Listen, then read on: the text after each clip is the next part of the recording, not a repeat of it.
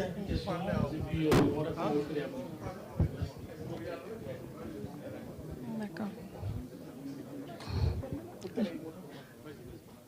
D'accord. Bonsoir, c'est Fatima Dian, journaliste à l'agence de presse sénégalaise APS.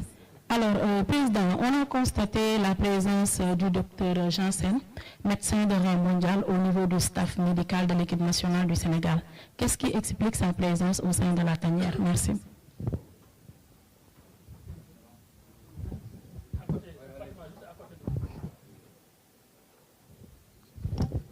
Oui, bonsoir, c'est Cheikh Diagne, journaliste à la RFM, Radio Futur Média Dakar.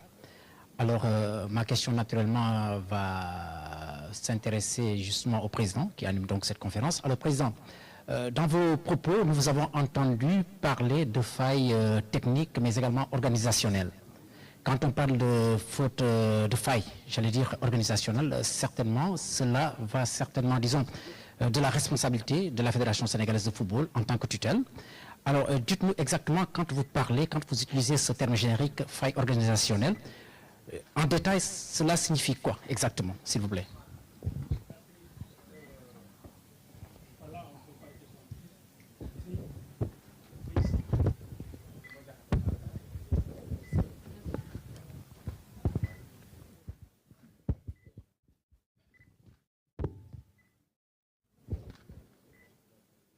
Alors, bonsoir, c'est Koumba Diakhatemar de la télévision sénégalaise. Alors, Président, je voulais avoir des explications, comme beaucoup de Sénégalais d'ailleurs.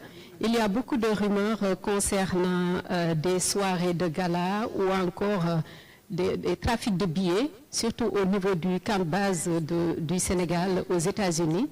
Est-ce que vous pouvez apporter des explications par rapport à ces accusations? Merci beaucoup.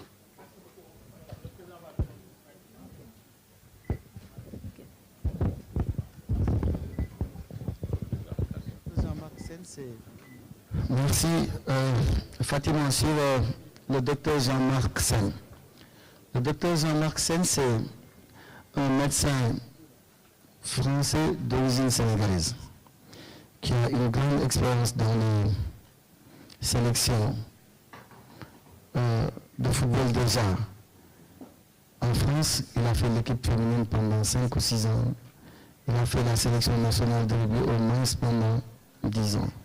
Ça veut dire, on était en train de chercher le meilleur staff médical pour nos athlètes. Avant chaque compétition, moi je reçois des requêtes du capitaine de la sélection nationale. Et c'est comme ça que nous travaillons. Et sur plusieurs points auxquels il souhaiterait qu'il y ait des améliorations. Donc le capitaine nous liste toutes ces informations. Et après, j'étais en train de voir comment satisfaire ces requêtes parmi aussi tant d'autres. C'est là que j'ai eu ma proposition. Parce que nous avons des athlètes, une équipe composée de joueurs presque d'origine étrangère, européenne, et ensuite des gens qui sont ici du pays. Et souvent, eux aussi, il faut leur permettre d'avoir une expertise qui peut être proche et qui peut aussi leur parler et vraiment les accompagner. On a toutes les compétences ici, mais si on peut avoir aussi ces compétences qui viennent de l'extérieur, pour les associer avec celles que nous avons, ce serait une bonne chose. Mais l'autre aspect aussi, c'est qu'en fait, nous, le médecin titulaire, en fait, il n'a pas le profil académique pour accompagner nos athlètes. Et ça aussi, c'est quelque chose que j'ai découvert tardivement. Parce que le docteur Fedel, c'est un gynécologue de formation. Et je pense qu'à ce niveau, avec le retour que j'ai eu, bon, les joueurs n'étaient pas suffisamment convaincus pour être souvent accompagnés. Donc il fallait quand même, voilà, trouver une expertise convaincante, voilà, pour leur permettre quand même d'être très rassurés à ce niveau, parce que la santé passe avant tout. Maintenant, sur la question de Cheikh Tidiane Diagne, voilà, sur les failles organisationnelle et technique. Vous savez, on n'a pas eu un plan de préparation de cette Coupe du Monde venant du staff technique. Moi, j'ai eu à proposer des matchs amicaux sur la base des contacts que nous avons eus avec certaines fédérations. Le premier match validé, c'est le match contre les États-Unis. Je pense que c'était le lendemain du tirage au sort. Mais chaque fois, je prends le soin d'avoir la validation du coach et du directeur technique national. Et ces matchs étaient validés. Et donc, le premier match devait se jouer à Charlotte. Il y a eu un second match. Et là aussi, on a pu négocier cela en marge du séminaire qu'on a eu à Atlanta. Voilà, au mois de mars. Et avec le président de la Fédération saoudienne de football. Et nous avons pu arrêter aussi ce match après validation de l'entraîneur. Il y a eu un troisième match qu'on voulait même organiser parce que la Corée du Sud aussi avait voulu qu'on joue ce match et même le directeur technique était convaincu qu'il fallait jouer ce match, mais l'entraîneur ne l'avait pas validé. Et donc, du coup, c'est comme ça que nous avons validé le plan de préparation.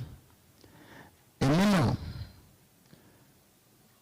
après, au lieu de se baser à Charlotte, l'équipe est basée à Raleigh.